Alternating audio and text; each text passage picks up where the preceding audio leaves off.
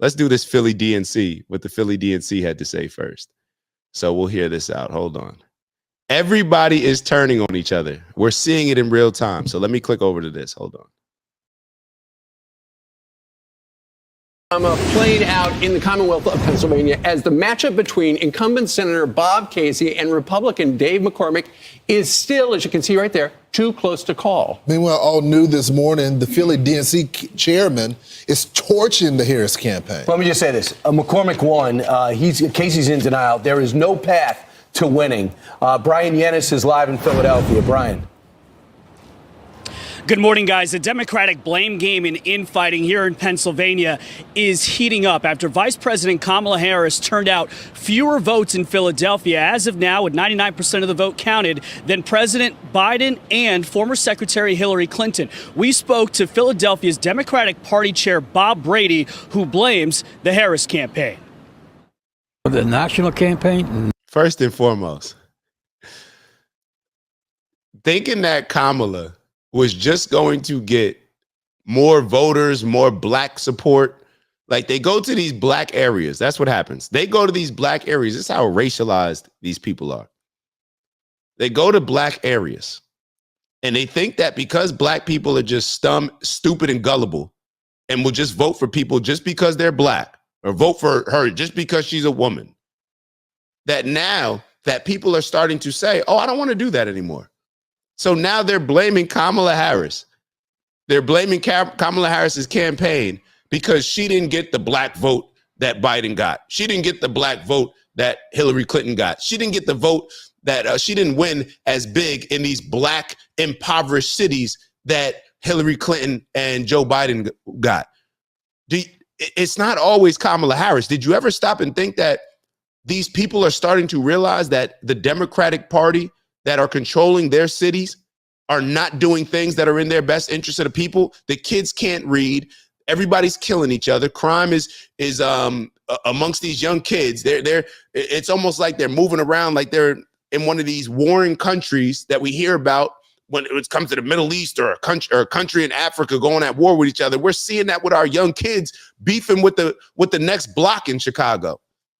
So now we're wondering why there's been less of a turnout or less support among certain groups of people in certain areas. Well, it's obvious. It's performance. It's merit-based. Stop looking at black people and people in these impoverished areas that they don't regard they don't use the same things to judge the candidate that they're voting for as everybody else. That's the problem. And we were talking about this before the show. Y'all keep wanting to separate black people. I told y'all, we talked about this for a while, but we talked about this last week. We want the same things that everybody else wants. And I actually have an interesting clip of somebody, the person that first told Trump that he should run for president. I forget his name. Rock or something like that. I forget. He said it straight up in a Piers Morgan interview where he was saying, yo, black people want the same thing that everybody else wants. They want to be able to afford certain places, certain products. They want to be able to afford the place that they're living in. They want, obviously, to feel protected in their environment with the border. Like, they don't want our money going to all these different wars. We want the same things. But they look at these areas and they're like, how could this black area, the votes have gone down? Normally, black people are just stupid and gullible. They normally just vote for the Democrat. They don't even consider anything else. Think about that. They're not looking and saying, oh, well, from Bernie Sanders' point of view, it's clearly obvious. Y'all abandoned the working class. Y'all abandoned these people, so that's why they're not voting for y'all. Bernie Sanders said it was so obvious. Why is it such a surprise to all of these other people, to where it's causing all these infighting? It's because they did not think that people are intelligent enough to make make decisions that would be different than what was traditionally acceptable in these communities. Nothing. Zero. They had no respect. They had no coordination. They didn't talk. I never even had a conversation with the lady. They didn't even do the right thing as far as giving us the resources that we need, and they want to blame us. And now I understand some of their camp was blaming Joe Biden. Can you imagine blaming Joe Biden for her loss? The blame game. The blame game. And what did we talk about when she was running? What did we talk about when she was running? The blame game.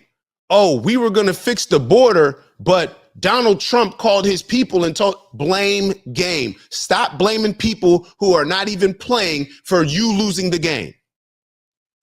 Donald Trump wasn't even in the game and you're blaming him for the reason why you weren't able to accomplish the things that you needed to do.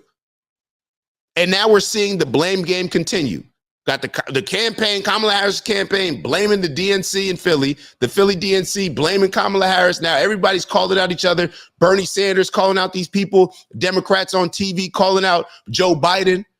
Oh, it's Joe Biden's fault. He should have read. First and foremost, Joe Biden is the only one that beat Trump. Y'all need to put more respect on Uncle Joe's name.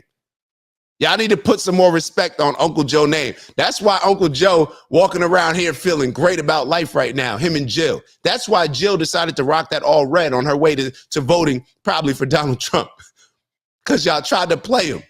Y'all tried to play him, and this is what happens. You play silly games, and you win silly prizes. He lost. He didn't lose. Based on your experience in Philadelphia, do you think that it is indicative of how this campaign was run nationwide? It kind of seems that way, don't it? I mentioned our collar counties. They didn't do any. They didn't give them any respect. They were screaming and hollering for signs. They didn't get them to the last minute. While the Harris campaign lashing out, releasing a photo of Brady standing next to Harris and Tim Walz. And then they said in part, quote, the Pennsylvania for Harris team knocked more than 2 million doors in the weekend leading up to Election Day, which is 2 million more doors than Bob Brady's organization can claim to have knocked during his entire tenure as party chairman.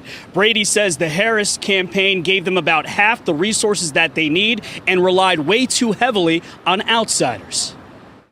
These people coming from other parts of the country, they don't relate. They got a clipboard, they knock on the door, drop a literature, and take off. They don't say, how's mom, how's your dad, how's your kids doing, how's your son? You know, that's the more important. It's the human touch when you have your committee people doing that in the neighborhoods where they live in. Yo, we don't want to hear all this, yo. Y'all lost, take y'all L, keep it moving. We don't want to hear all this. We don't want to hear all this. Y'all lost, it is what it is. Take it, keep it moving. Take your L. We don't want to see all this fighting y'all got going on. It makes y'all look very weak, to be totally honest. Because all of y'all were saying that y'all were following suit, going along with the get along gang. Everything good, right? But as soon as you lose, and what you learn a lot about people when they lose, how they respond. Do they take accountability? Do they place the blame outwardly? Do they look internally? You learn a lot about people when they lose, and we're seeing exactly what the Democratic Party is about. Now, a lot of people that voted Democrat may be upset with me saying that. Okay, is it not true? I may not be talking specifically about you, but look at your party. Look at your leaders. Look at the people that represent your party. Look at the people that give you information. All the people that gave you information for the last 3-4 years, maybe more, now they're all of a sudden having these epiphanies and completely changing their tune. Completely changing their tune. And there needs to be some acknowledgement. There needs to be some acknowledgement. Now, I mean, I want my credit. I want my credit. Everybody on this show, we want our credit. And I'm going to be honest, it's not about just to feel good. Even though it is something about it, there is something to say when you can go to somebody and say, you know what, I was looking at this a little bit differently. I understand. You were right about some of these things. What's wrong with saying that? What's wrong with giving somebody credit? You know, what's wrong with that? What's wrong with saying I may have been off on this? Let me figure out exactly why. Let's talk about it. How did you see this a little bit before I was seeing it? How did you see this maybe before a lot of the news pundits were seeing it? Everybody was seeing it. All you had to do was open your eyes. The problem is the Democrats and the propaganda that they spew, the propaganda that they push is trying to manipulate us. It's indoctrinating us to see the world in a particular way that's beneficial for them, but not beneficial for us. It's just what happens. It's just what happens. Let me, I don't know what Cliff is talking about. I'll read some of the comments. Hold on. Why not MAGA doesn't admit? What are you talking about? It's always been there, no matter what administration. I don't know what he's talking about. All right, Clifford, if you explain what you're referring to, then I'll gladly address it. Gladly. Look forward to it. All right, let's move into what do we have? All right, so listen to Letitia James. Listen to Letitia James. Ew, it's Dak. Just want to thank you for checking out our video and visiting the OG Network. If you enjoyed the video, please make sure that you give us a like. And if you're looking to join a community of inspired individuals striving for purposeful abundance, subscribe. And if you're feeling real generous, share the video with some friends and family. All right, I'll see y'all soon. Ew.